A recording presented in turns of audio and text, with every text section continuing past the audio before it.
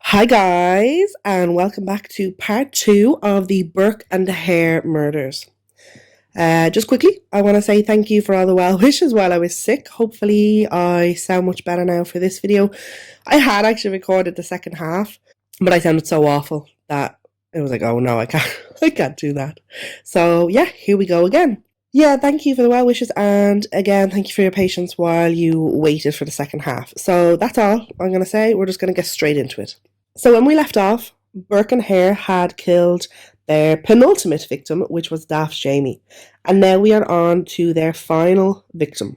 On the 31st of October, 1828, Burke was out and he came across a middle-aged woman, Margaret Doherty. Now, everything says Docherty, and they're spelling it Docherty, but they say that she is Irish, and I have never in my life heard of an Irish person called Docherty. It's always Doherty, not Docherty, like not the k sound. It's a very trivial point, but I'm just gonna say Doherty because I only know the Irish name as that. I always thought it was more of a British thing when it says Docherty, like Doc. So anyway, middle-aged Irish woman, Margaret Doherty. You know what? It's the same as I only was saying this to my friends yesterday. It's the same as Barry Keoghan. I just naturally cannot say that. It's Barry Keoghan. And for some reason he says his name is Keoghan. So at this point, Burke and his wife are living in his cousin Brogan's house, which is a lodging house as well. So he gets chatting to Margaret Doherty and basically gets her to come back to the lodging house, like Brogan's lodging house, by claiming that his mother was also a Doherty from Ireland. So she went back. It actually is said that she was over in Edinburgh looking for her son. And so, for whatever reason, maybe like that, she was kind of lured into a false sense of camaraderie or maybe even support. She went back and they began drinking. So, Burke and his wife were not the only lodgers in the Brogan lodging house. There was also Anne and James Gray, who I'm assuming are a couple, a husband and wife or something. And basically, Burke would leave Margaret with Helen. And he went off and basically said he was going off to buy more drink, whiskey, as we always know. But he came back with Hare. And the two men actually paid the lodgers, Anne and James Gray, to go stay at Hare's place for that night. Burke would tell the Greys that Margaret was a relative of his and that he wanted her to stay in the same lodging house, and that's why they offered to pay for them to go stay with Hare. And for whatever reason, the money obviously, they did. So now it was the two couples and Margaret Doherty all drinking. And it is said that they were actually having a really great time. There was, Irish music, Irish dancing. There was, they were having a really fun time. And then, as per, they would murder Margaret Doherty in the same way that they had murdered all their other victims. And they hid her body under a big pile of straw at the end of the bed in one of the bedrooms. Basically, this was because they had to wait for Knox's place to open to be able to bring the body. So, the next day, the Greys, Anne and James, arrived back. And basically, it says that Anne wanted to go and get something in the room. And Burke wouldn't let her, so they became suspicious.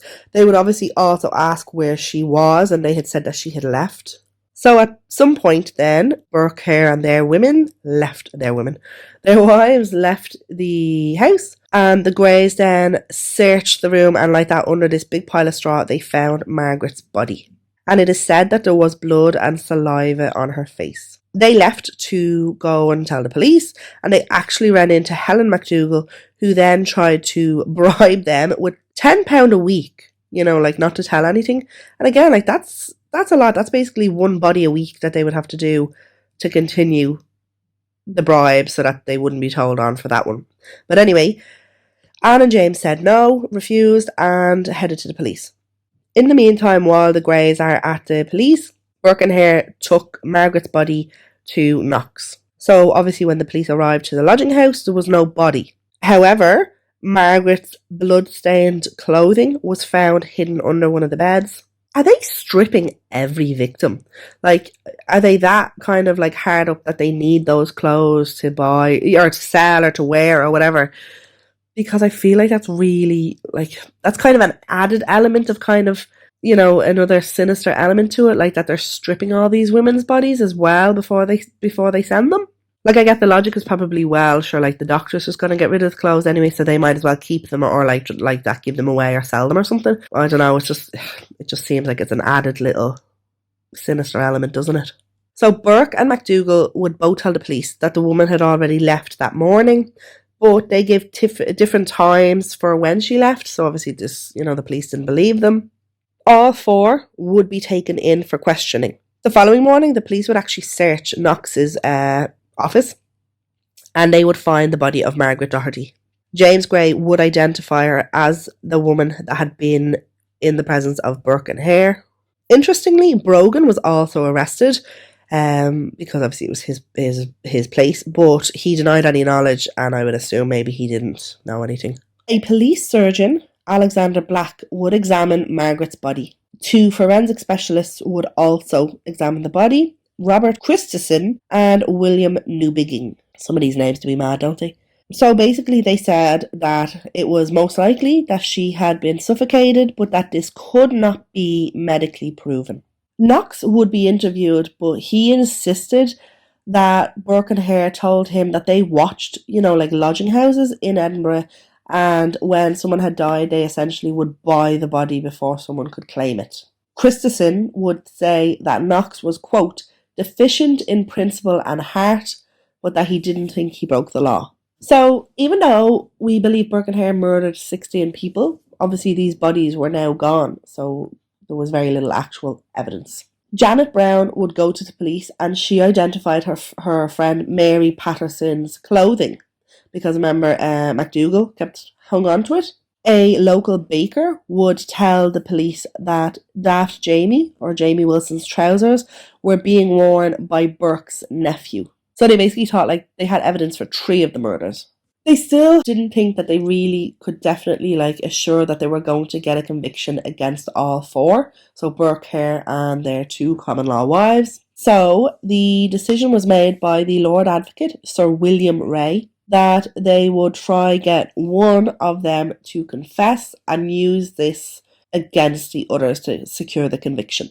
And so, for whatever reason, because I couldn't come across any reasons as to why he was the one who was chosen, but they chose William Hare. So William Hare was offered immunity if he confessed and turned evidence against William Burke, which he did. And it is actually said that, had he not done that, there was a very likely chance that they both actually would have gotten off, but also that it would have drawn more attention to Knox, and that perhaps Knox actually would have had to have been held accountable too. And so this is why I say all the evidence we have is really based on biased accounts by both Burke and Hare, because Hare obviously is gaining something by putting more of the blame onto his partner Burke, and then when Burke does confess, he will obviously put more of it onto Hare. On the 4th of December, Burke and MacDougall were formally charged with the murders of Mary Patterson, James Wilson, and Margaret Doherty. No charges would be brought against Hare's wife, because obviously the whole you can't be made testify against your wife or husband. Newspapers, this was a huge media sensation, and so newspapers were releasing all of the details that they had. So even though Knox was never charged, public opinion was that he was as guilty. In fact, one source would say that many in Edinburgh thought that he was, quote, a sinister ringmaster who got Burke and Hare dancing to his tune. The trial was held on Christmas Eve, the 24th of December, and it began at 10 a.m. and it would essentially just go straight through the night until the following morning. The judge was Lord Justice Clerk David Boyle, and it says that he was actually supported then by 3 lords, Meadowbank, Pitmilly and Mackenzie. The court opened at 9 a.m. and it was basically full immediately. A large crowd would gather outside of the court, and they had to send 300 constables to prevent riots or disturbances. They were going to try Burke and MacDougall together.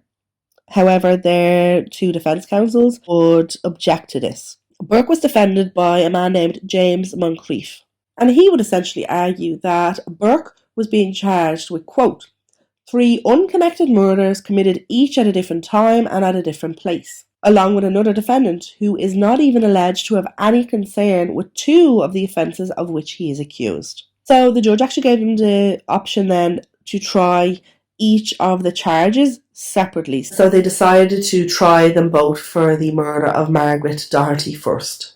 Burke and MacDougall would both plead not guilty. There was a list of 55 witnesses. This included Knox and a lot of his assistants. However, they avoided being questioned. One of his assistants, however, was called David Patterson, and he was the main person that Burke Hare would deal with at the surgery. So he just basically obviously got up and confirmed that the pair had supplied the doctor with several bodies. Hare would also then give evidence. He would claim that Burke was the sole killer of Margaret Doherty. He would claim that MacDougall was involved because twice Margaret Doherty managed to leave and that she got her to come back.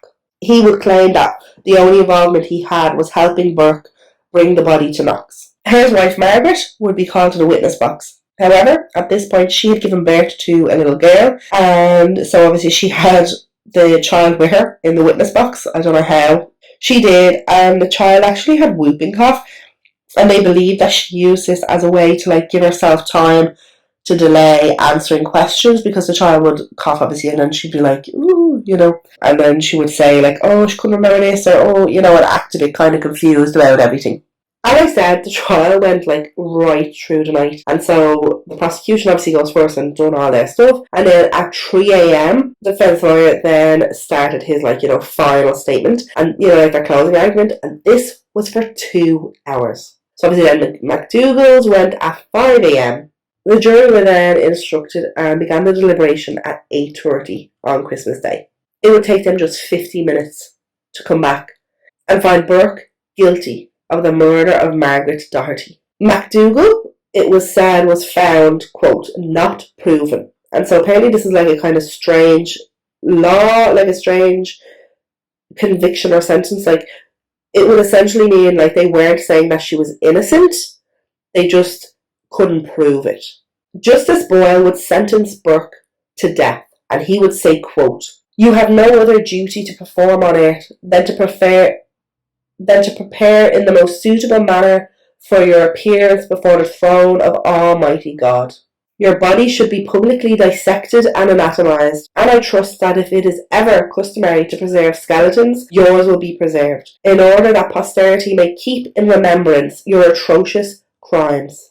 Helen MacDougall would be set free, essentially, but that, because she wasn't found not guilty, she was found that it was not proven, the public still essentially believed that she was guilty. And so she would be harassed with mobs and stuff. So she had originally returned home, but then she would flee, and there is not much more information on her after that. So I had told you that Burke in the beginning was quite religious. He had been raised Catholic, but then kind of went on to Presbyterian and stuff like this. He saw priests of different denominations, and he would make 2 confessions after his conviction. And this was in part because of the Catholic and Presbyterian clergy encouraging him to confess. So on the 3rd of January, he gave a confession to the sheriff or whatever. And that, he would obviously tell about all the different murder victims, and this is how we have a lot of that information. But again, he would obviously kind of say that Hare was more involved than Hare made out that he was. As I said before, in this confession he would talk about how the woman with her grandson, how this was the one that really disturbed him, because he would keep picturing that little boy's, the grandson's face, basically. He would also say that most of the time when they committed these murders, they were both drunk. Him and Hare were, quote, generally in a state of intoxication. He would say that he could not sleep if he didn't have a bottle of whiskey by his bedside and a 2-penny candle to burn all night beside him. So basically, he essentially couldn't sleep in the dark, and that when he would wake from his sleep, he would need to take a drink from the bottle so that he could go back asleep. He would also say that he took opium to ease his guilty conscience. Family of James Wilson would actually petition and protest against the immunity that Hare received. And so they actually tried to bring it to the High Court to get him tried, but this was rejected and the immunity was upheld. Like Helen McDougall, Hare's wife Margaret would also be released, and she had been held, I think, for longer than needed to protect herself. And so her plan was to go back to Ireland. So she travelled to Glasgow to get a boat. However, while she was waiting, she was recognised and then a mob attacked her. So essentially, she basically had to get like a police escort back to Ireland. And again, then there is not much more detail on her. William Burke was hanged on the 28th of January. It is said that 25,000 people attended. And this was it was such a sensation, such a spectacle that, the tenements that would have been like around the hanging area, like the scaffold and all that, basically the people who had these tenements would hire out their windows for people to view. And this went from 5 shillings all the way up to 20 shillings. As ordered by the court, on February 1st, Burke was dissected publicly by Knox's arch nemesis, Professor Monroe. There had been a certain number of tickets given out, and when other people arrived demanding to be allowed in, there was literally a riot. Police had to be called, and basically things only settled after the university professors agreed that after the dissection, they would then allow other people to come through the theatre in batches of 50 to view the body. The dissection took 2 hours, and Professor Monroe would dip his quill into Burke's blood, and he would write, "This is written with the blood of William Burke, who was hanged at Edinburgh. This blood was taken from his head."